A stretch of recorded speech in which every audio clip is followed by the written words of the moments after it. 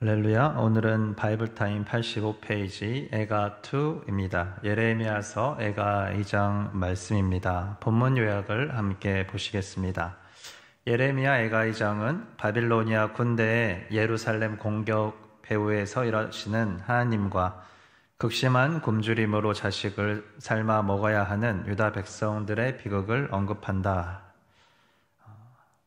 예레미야서를 통해서 저희가 예레미야에게 주신 하나님의 그 말씀, 유다에 대한 심판의 메시지가 결국 바빌로니아의 침공으로 인해서 이루어지는 것을 함께 살펴보았습니다. BC 586년에 예루살렘의 함락을 목격한 직후에 그 파멸의 비참함을 보고 노래한 것, 그리고 이러한 일들이 있을 수밖에 없는 그 과거의 죄악들을 생각하면서 민족적인 회개에 대한 애절한 감정을 담아서 노래한 것이 바로 예레미야 에가의 말씀입니다. 비통함과 안타까움과 회개와 눈물이 담긴 노래의 책이라고 볼 수 있습니다. 예레미야 에가는 총 5장으로 구성되어 있습니다. 1에서 4장은 예루살렘의 멸망을 애도하는 내용으로 구성되어 있으며 5장은 눈물로 백성들의 회복을 간구하는 기도의 시입니다. 그 중에 1장은 멸망한 예루살렘을 바라보면서 절규하는 내용이며 2장은 예루살렘에 대한 징벌을 말하고 있습니다. 1장 1절 말씀을 함께 보시겠습니다. 아, 슬프다. 예전에는 사람들로 그렇게 붐비더니 이제는 이 도성이 어찌 이리 적막한가. 예전에는 문나라 가운데 으뜸이더니 이제는 과부의 신세가 되고 예전에는 모든 나라 가운데 여왕이더니 이제는 종이의 신세가 되었구나. 아, 슬프다라는 탄식으로 시작되는 1장은 문나라 가운데에서 으뜸이었던 그러한 신세가 과부의 신세가 되었다. 또 모든 나라의 여왕에서 종의 신세가 되었다라는 두 신분의 극적인 반대되는 비유를 통해서 예루살렘의 멸망이 얼마나 비통한지, 그들이 잃어버린 영광이 얼마나 찬란했었는지를 같이 잘 표현하고 있습니다. 2장 1절을 함께 보겠습니다. 아, 슬프다. 주님께서 어찌 이렇게 진노하셔서 도성 시온의 앞길을 캄캄하게 하셨는가? 어찌하여 이스라엘의 영광을 하늘에서 땅으로 던지셨는가? 진노하신 날에 주님께서 성전조차 기억하지 않으시다니. 2장에서도 아, 슬프다라는 탄식으로 시작하면서 앞길이 캄캄하고 영광이 하늘에서 땅으로 던져진 모습을 통해서 예루살렘의 비참함을 표현하고 있습니다. 무엇보다 진노의 날 하나님께서 성전조차 기억하지 않으시는 모습이 더욱 절망적인 모습입니다. 하나님께서 임재하시면서 이스라엘 백성들을 깊이 만나 주었던 그 장소, 이 장소조차도 심판에서는 무사할 수 없었다라는 것을 이야기하고 있습니다. 이것은 무엇을 의미합니까? 하나님께서 이제 이스라엘 백성들로부터 떠나버린 것 같은 그러한 현실을 이제 그들이 마주하게 되었다라는 것을 함께 볼 수 있습니다. 하나님을 도외시하며 이방 우상들을 섬기던 이스라엘 백성들, 그들에게는 하나님과의 관계가 또한 중요하지 않은 것이라고 생각될 수도 있지만 그 중에서 또한 하나님을 믿고 따르던 예레미야와 같은 선지자들을 포함한 믿음의 사람들에게는 정말 너무나 절망적일 수밖에 없는 상황이었습니다. 그리고 하나님의 백성으로 또 정체성을 가지고 있는 그 사람들에게도 결코 무시할 수는 없는 그런 상황입니다. 이방 우상들을 섬기는 이스라엘 백성들, 예레미야 예언이 성취되면서 하나님께서 정말 우리를 심판하시고 떠나시는구나 라는 그 생각이 그들을 채찍질하고 또 그들이 절망 가운데 빠지게 만들었을 것입니다. 심판 후에 하나님의 회복의 메시지, 그 메시지가 예레미야를 통해서 선포되었지만 이 멸망한 이스라엘을 바라보는 그 마음의 안타까움은 잠시 하나님의 회복의 메시지를 깊이 묵상하지 않고 통곡하고 애통하는 그 비참한 마음이 그 마음에 가득 채워서 그 가슴으로 이 애가를 노래했을 것 같습니다. 그 애타는 마음 가운데 절절하게 하나님의 회복의 메시지를 또 소망했던 그 마음이 이어졌지 않을까 싶습니다. 2장 2절에서 6절을 함께 보면 하나님의 이미지가 어떻게 표현됩니까? 진노하시는 하나님, 원순화되는 것처럼 이스라엘을 대하시는 하나님으로 표현되면서 유다의 왕과 통치자들 주위의 모든 것들이 욕보이시고 이제 꺾으시고 불사르신 바로 그러한 하나님으로 표현됩니다. 7절을 함께 보겠습니다. 주님께서 당신의 제단도 버리시고 당신의 성소도 역겨워하셨다. 공전 성벽을 원수들의 손에 넘기시니 그들이 주님의 성전에서 마치 잔칫날처럼 함성을 지른다. 하나님께서 만나주신 장소도 그리고 하나님께 회개하고 나아가서 하나님을 만날 수 있는 그 방법이었던 제단도 눈앞의 절망적인 현실에서 온전히 보존되지 못했습니다. 8절에서 10절을 보면 그들을 지켜주던 성벽도 성문도 그들이 붙잡았던 율법들도 다 없어지는 처참한 상황을 묘사합니다. 11절을 함께 보겠습니다. 내 백성의 도성이 망하였다. 아이들과 젖먹이들이 성 안 길거리에서 기절하니 나의 눈이 눈물로 상하고 창자가 들끓으며 간이 땅에 쏟아진다. 이 한 문장으로 모든 것이 요약됩니다. 내 백성의 도성이 망하였다.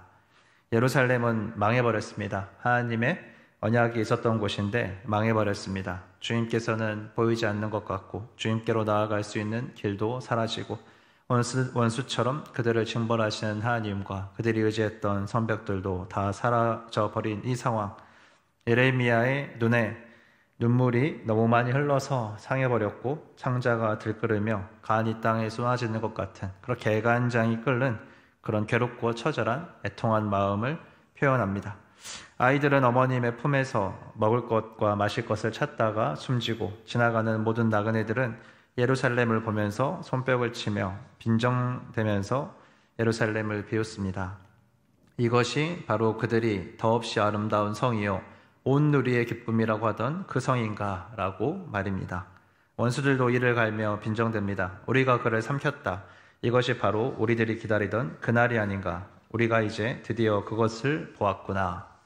17절 말씀을 함께 보겠습니다. 주님께서는 뜻하신 것을 이루셨다. 주님께서는 오래전에 선포하신 심판의 말씀을 다 이루셨다. 주님께서 너를 사정없이 부수시고 내 원수가 너를 이기고 즐거워하게 하시며 내 대적이 한껏 뽐내게 하셨다. 주님께서 사정없이 부수시고 원수가 이기게 하시고 즐거워하게 하시며 대적이 뽐내게 하신 것이 망해버린 예루살렘의 현실이었습니다. 그리고 이것은 주님께서는 뜻하신 것을 이루셨다라고 예레미야에 의해서 표현이 됩니다. 18절과 19절을 통해 주님께 부르짖으면서 회개하며 하나님 앞에 나아갈 것을 촉구하며 이제 20절과 22절까지 예레미야 자신도 하나님께 선지자적인 중보를 올려드리면서 이제 이 장이 마무리됩니다. 하나님의 뜻은 무엇이겠습니까? 사정없이 부수는 것, 원수가 되는 것, 우리가 대적들에게 조롱을 받는 것, 그것이 하나님의 뜻이었을까요? 하나님의 뜻은 이제 예레미야서 27장 11절에서도 저희가 살펴보았던 것과 같이 미래에 대한 희망과 소망입니다. 이 모든 상황들을 통해서 하나님께서 보여주시고 싶은 것, 가르쳐 주시고 싶은 것, 그리고 저희들이 담당해야 되는 부분들, 이런 부분들이 함께 담겨 있는 것입니다. 다 불타버린 숲에서 한 줄기 싹이 올라오듯이 멸망해버린 이스라엘에는 성전 재건의 역사가 있었습니다. 로마의 압제 아래에 있으면서도 예수님이라는 이 새 한 줄기가 올라옵니다. 예수님께서는 십자가에서 우리의 죄를 짊어지시고 죽으셨을 때 이 예언이 끝난 것 같았고 제자들은 모두 흩어졌습니다. 사안의 세력들은 하나님의 아들을 죽이고 이제 자신들이 승리했다라고 노래했을 것입니다. 그러나 예수님께서는 죽음을 이기시고 부활하셨습니다. 하나님 나라를 다시 우리에게 소망으로 허락하셨습니다. 때로는 어려운 현실이 우리의 시야를 좁게 할 수도 있습니다. 하나님의 끝, 하나님의 심판이라고 저희들이 생각하지만 주님께서 이것이 끝이라 라고 말씀하시기 전에 그것은 끝이 아닙니다. 우리가 예수 그리스도를 바라볼 때 우리는 십자가 너머에 하나님의 뜻을 바라볼 수 있습니다. 끝이다, 죽었다 라는 그 순간에도 그것은 끝이 아닙니다. 그래서 우리가 일사각오로 하나님 나라를 바라보며 나아갈 수 있는 것은 하나님께서 그 언약을 신실하게 이루시는 하나님이심을 예수 그리스도를 통해 우리에게 알려주셨고 또 그 은혜의 복음을 따라서 저희가 나아가기 때문입니다. 우리에게 닥친 현실에 아픔이 있다면 하나님께 가지고 나아가 올려드리며 부르짖어야 합니다. 주변 사람의 현실이 아픈 그런 현실이라면 우리가 함께 아파하며 그 짐을 나누어지는 마음과 또 함께 기도하는 실천이 있어야 합니다. 그리고 함께 그리스도를 바라보며 하나님 나라를 꿈꿔야 합니다. 우리의 시선 너머에서 하나님께서는 그의 언약을 따라 신실하게 행하시고 있기 때문입니다. 하나님의 영원하신 언약 안에서 우리의 삶의 해석이 필요합니다. 북이스라엘과 남유다는 멸망했습니다. 언약 백성에게도 멸망을 할 수 있구나. 그들의 죄는 심판을 받는구나. 하나님의 의가 필요하구나. 그들의 의로는 구원을 받을 수 없구나. 주님 예수 그리스도를 통해 주어지는 그 은혜의 의가 필요하구나. 이것이 하나님의 공의와 사랑이시구나. 그리고 이제 이 은혜가 이스라엘뿐만 아니라 이방 모든 나라들과 흘러가는 공평한 은혜이구나 라는 이 하나님의 크신 뜻을 우리에게 알려주는 그 다음 세대를 위한 귀한 교두보로 쓰이는 하나님의 전략적인 아주 값진 투자임을 또 저희들이 한번 살펴볼 수 있습니다. 마찬가지로 우리의 삶 가운데 일어나고 있는 많은 일들, 이런 일들도 다음 세대를 위한 하나의 작은 발자취가 될 수 있습니다. 예수님 나라, 하나님 나라의 완성을 위한 작은 벽돌 하나, 길 하나 우리가 닦는 것처럼 그렇게 우리의 삶을 또 주님께서 사용하고 계십니다. 저 멀리에서 오는 파도가 우리의 시선으로 보지 못하기 때문에 그 파도가 없는 것은 아닙니다. 그 파도는 하나님의 때에 하나님이 바람을 불게 하셔서 우리에게 도달하게 될 것입니다. 예수님은 반드시 다시 오십니다. 이제 우리 안에 성전을 회복하면서 세상 끝날까지 너희와 함께 하시겠다. 그렇게 말씀하신 예수 그리스도, 이 임마누엘의 하나님 앞에서 우리가 오늘도 머물며 함께 소망의 날을 살아내기 원합니다. 함께 주신 말씀으로 기도하시겠습니다.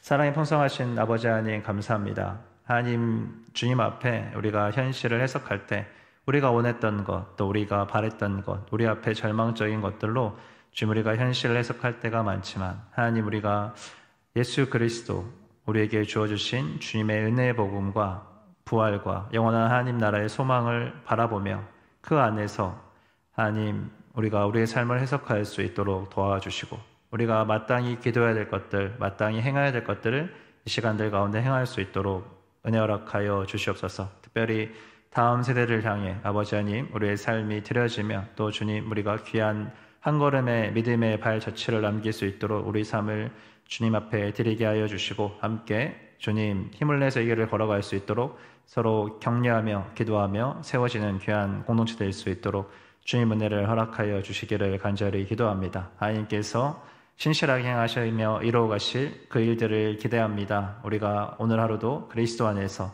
우리의 소망 되신 주님, 우리 안에 주님의 성전을 회복하신 주님, 우리에게 부활의 산 소망을 허락하신 주님, 우리에게 죄속의 은혜를 허락하신 이 주님 앞에 나아가 승리할 수 있도록 은혜 허락하여 주시옵소서.